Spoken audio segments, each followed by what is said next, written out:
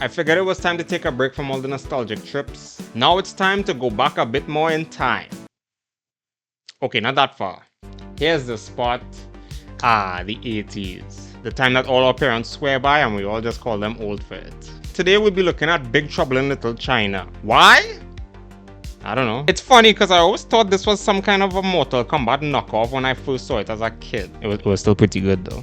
As always, I'll be sharing my thoughts as the movie progresses, so get comfy, plug in that boombox, grab some Jiffy Pop, subscribe, and let's do this! The movie opens up with Grandpa from Three Ninjas.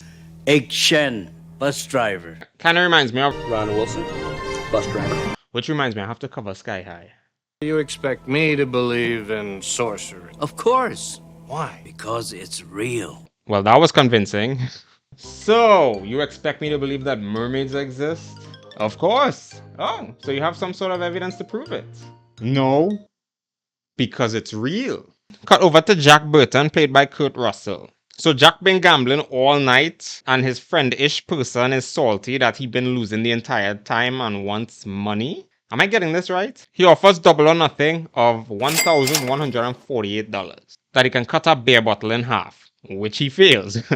So Jack is more than happy to get more money, but Wang here says he doesn't have the money on him. So he tells Jack to follow him in his car so he can get the money. But Jack wasn't born yesterday and offers to carry him instead. Anyways, he want to pick up a female. His fiancée to be specific. I've known her since we were kids, but I haven't seen her in 5 years.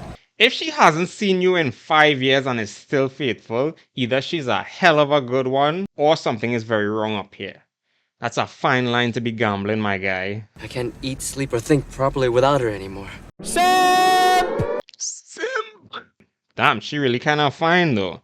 I can see why you're willing to gamble. Meanwhile, Jack sees someone worth gambling with too. So he tries to talk to her and gets interrupted by these rude men. Can't you see our man is trying to rizz up here? Rizzing. Rizzing. Freak. You know, I'd comment on those sunglasses, but we're definitely way past that at this point. Loki kinda slaps though. So the person this girl has been waiting on, the goons try to grab, and Jack intervenes. Let's you and me have a little talk, friend. What? Yeah! Where'd you get that? Well, that's a realistic response. Why don't you and me have a little talk, friend? What? Where'd you get that? This is the part where you scream. Oh. During the commotion, the goons take the girl Wang has been waiting for, so they chase them, but they quickly escape. She's a little too calm for a situation like that, to be honest.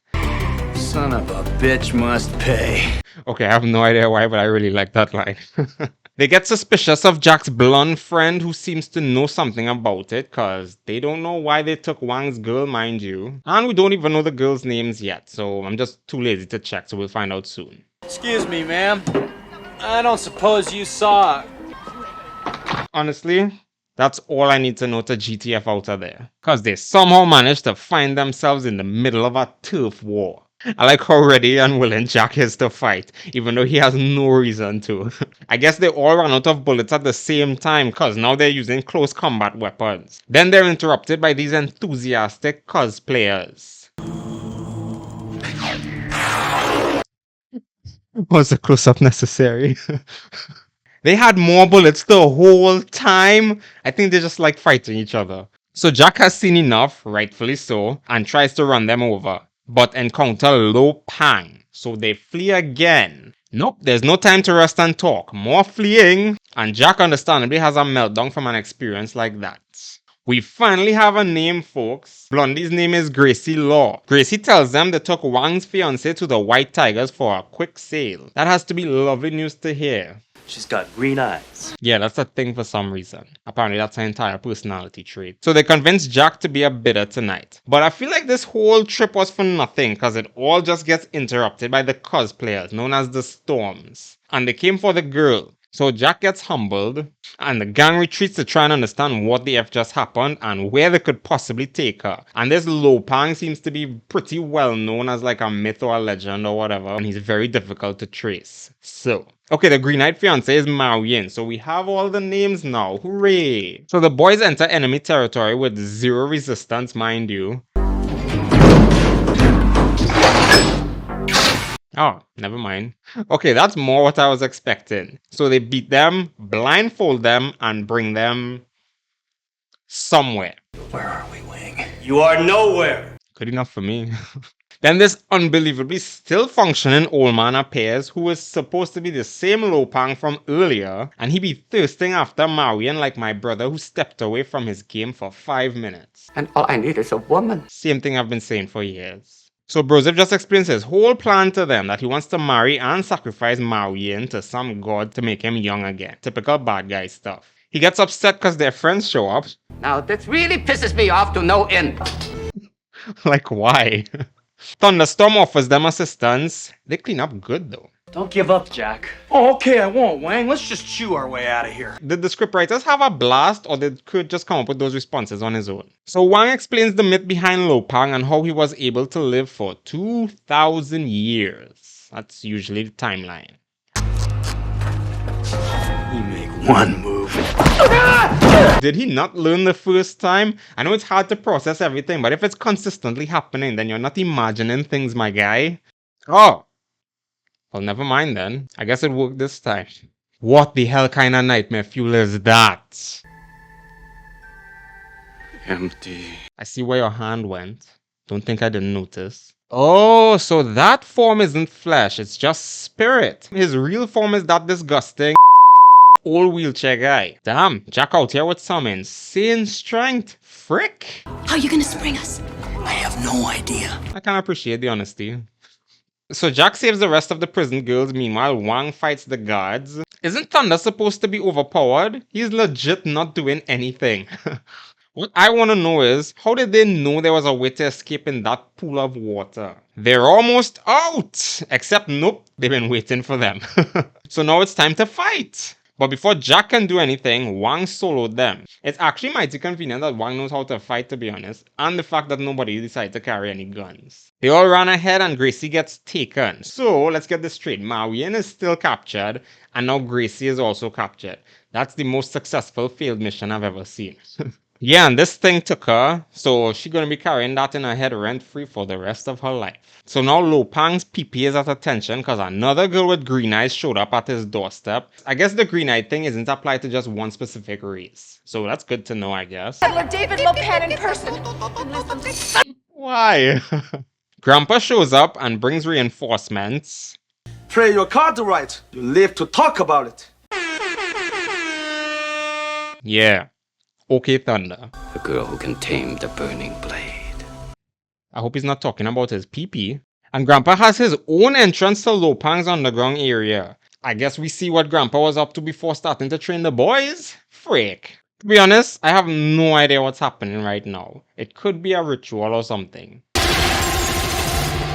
have survived the burning blade.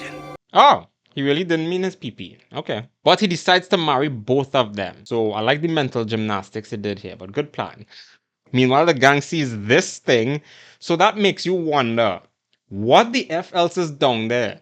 And how did Gracie snap out of his trance? What? To appease the Emperor, he had to kill her. Kill her? No! Kill her. No! What's in the flask, egg? Magic potion? Yeah. Thought so. Good. What do we do? Drink it? Yeah. Talk. So this disgusting thing sees them, which makes Lopang know where they are. And then I will sacrifice Gracie Law to appease my emperor and live out my earthly pleasures with Mao Yin. See? It's wedding time and this thing is mad disgusting. Jesus Christ. So it's time for the medicine, which is supposed to make you do things. What things, you ask? I don't know. Grandpa tells them to wait until he's actually married to act, because then he'd be fleshed, but married women are a no-no. So the disgusting eyeball thing sees them, which alerts everyone. Oh. Oh my god. I guess the medicine didn't make him invincible. So Wang has to fight Rain.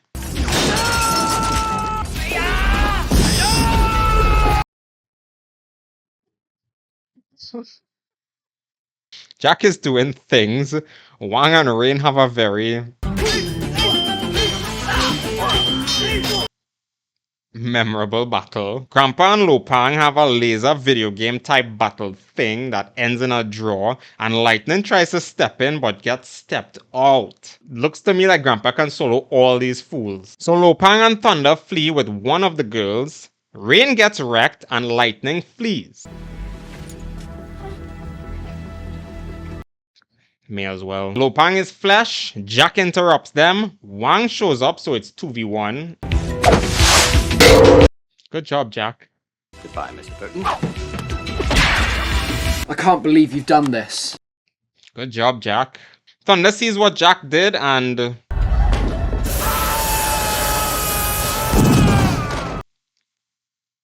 I guess that really got to him. Lightning shows up to do a light show while everyone escapes. Grandpa shows up with this gadget to bring them up and drops a statue on Lightning's head. And I think that's the end of Lightning. You know, I always thought that out of the three, Lightning was the best when I was a kid, but now I'm thinking otherwise. Damn, he didn't do anything. Jack finally finds his truck, which is the most unbelievable part of this movie, to be honest. Damn, this ending was a bit bittersweet though. Yeah, they won, but that didn't seem to teach Jack anything, it seems. Because Gracie proposed that they go on the open road together. But you know something? Sooner or later, I rub everybody the wrong way, and, well, let me think about it. Or maybe he did grow. God, aren't you even gonna kiss her goodbye? No. I'm still sad about it though. Frick. And that's the movie. You know, I was pleasantly surprised with how drawn into the movie I got in just the first few minutes. Like, everything just started happening at the same time and I just got so many questions already. I mean, it was a relatively simple story with a regular guy stumbling into this insane world. Like, he'd be having a lot to process afterwards, to be honest. Imagine you know everything to be normal and then you just get drawn into this insane world where magic is real, monsters exist. Frick. But what's a bit confusing to me is that he wanted Gracie so bad in the beginning. He managed to get her and still said no in the end. Typical man, I guess. The villain and his three horsemen was quite underwhelming, to be honest. And they didn't do much, nor did they pose such a big threat, but it's fine. It was a fun movie regardless, so that was nice. At least Wang got what he wanted and Jack got paid after, so points for that. Anyways, that's it from me. Thanks for watching. Peace.